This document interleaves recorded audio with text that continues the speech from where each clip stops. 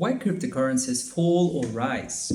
Warning, here will be disclaimer. In this video, you will discover some facts about how crypto projects making money with your help, how they selling tokens to you or they force you to buy these tokens.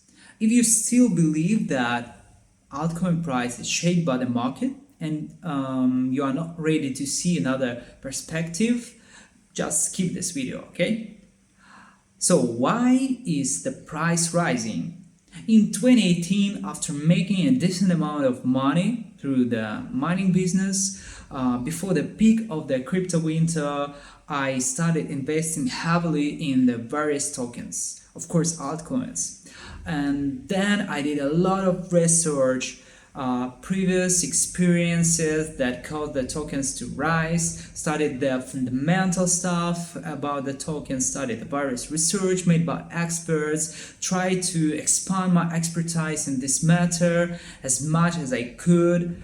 So what's was my end? I ended up with more than 90% losses. Why? The fact is that crypto assets, in my opinion, have no fundamentals rules on how much those assets are valued.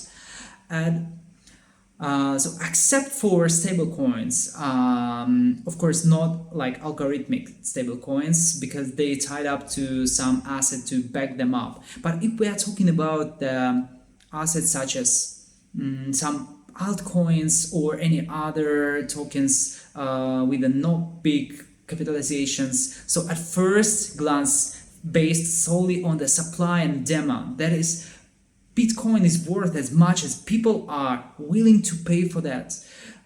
On the one hand, this is true, but it is not that simple. There are certain undercover players in the market whose work is not visible to the average investor, trader, funds. Some projects can only show you the inside part when you work on them, for example. That's why when you see a much bigger picture of how it really works, one of the biggest roles when it comes to the altcoin is playing by organizations so-called like market makers. Who are they and how do they work? So market makers are the organization that supply volume and liquidity for trading and particular assets. For example, new tokens was launched, comes onto some crypto exchange and you want to buy or sell this token. You coming to exchange and you don't see any trading offers because this is new tokens, right? So you might think it is a scam because you don't see other people trading as you might expect before. In fact, more than 80% of orders that you see on the exchange are occupied by fake market makers orders. There's nothing wrong with that because the exchanges before the listing they require you to have market makers anyway.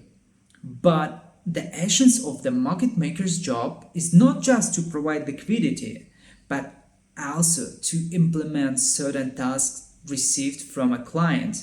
And what do you think? Who is the client of the market maker? Often the crypto project itself. So what do you think? What tasks can be set for a market maker? For example, one of the early investors who owns a substantial pool of tokens wants to exit from the project but doesn't want to sell the price too much, don't push this price. So he tells the market maker that he needs to carefully engage people to sell a pool of his tokens, for example for $1 million. So the job of the market maker is to show users where the price will go through certain experts, traders, signalers, and next when they see that a number of organic buyers have appeared, they release that it is time to sell. Often market makers play a fairly significant role in the project, and so the events can certainly be used as a certain marketing to push users to buy these tokens. Here no one has canceled the advertising campaign aimed at supporting the price of these tokens when certain analysts notify you that here it will go up and here it will go down and so on. But you always need to take into consideration what happens behind the scenes, and that in the crypto market, in the stock market, there is no such thing when everybody wins.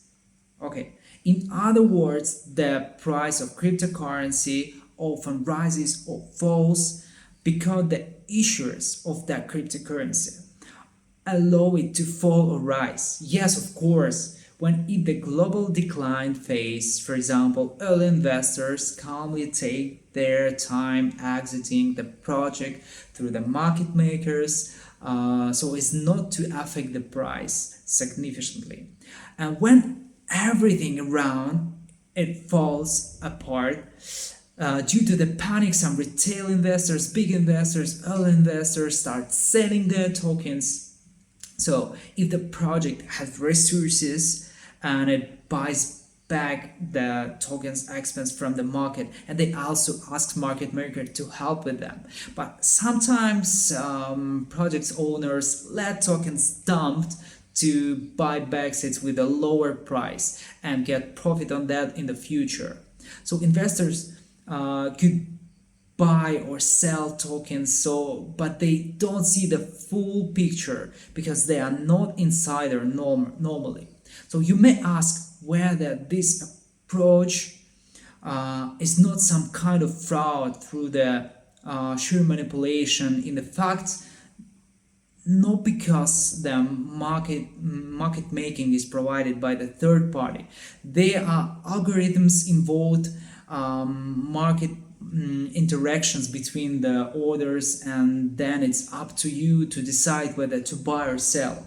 So it is just very important for you to look at the whole story from the inside, on how it works, and understand the nature of these things before you engage in such speculations.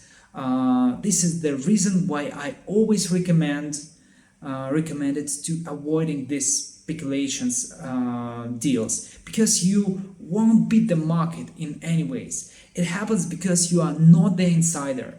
You don't know where the market makers are taking the price up, and they know everything about you. So I recommend to choose the tools where you can earn money without speculations.